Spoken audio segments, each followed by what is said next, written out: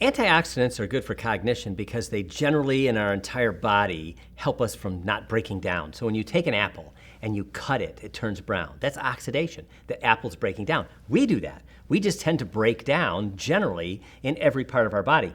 And so antioxidants just are preferentially oxidized over our body. So we need them. And it's hard to show exactly what they do because they just generally work in the whole body. But I have one example of cocoa powder, which I think is a health food. In this, you can see that cocoa processed with alkali is not really beneficial. But cocoa that isn't processed is very beneficial. So cocoa processed with alkali, it says it on the package. Every hot chocolate says cocoa processed with alkali. Well, as soon as you process it, you lose the benefit. So we're not talking about that, but generally Herseys, Nestle's, Ghirardelli's chocolate cocoa powder is very beneficial. Why is it beneficial? Here's a study that compared black tea, green tea, wine, and cocoa powder, 2 tablespoons.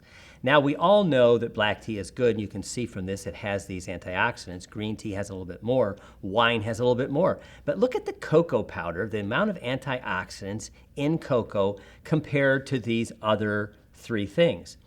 They did this study then, and they looked at low flavanol to high flavanol chocolate.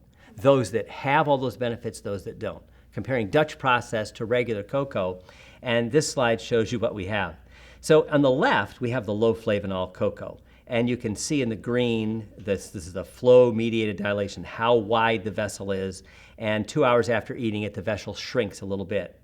And then you have the high flavanol chocolate, again, about the same diameter of the vessel. 2 hours after it, you can see that the vessel increases by 2%.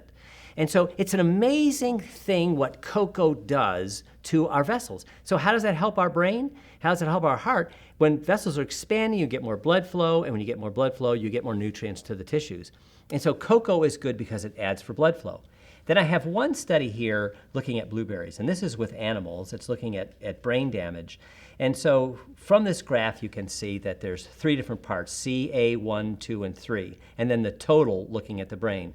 And the white is the control diet, and the blueberry is the dark. So what they did is they gave these animals kind of like a stroke, and then they looked at it days later to see how much damage was there, and you can see that the dark lines with the blueberry, it's almost half as much damage that happened from the stroke because they had given them the blueberries in advance. So there's something about antioxidants that help preserve the integrity of the tissues, of the vessels in the brain, even after a stroke.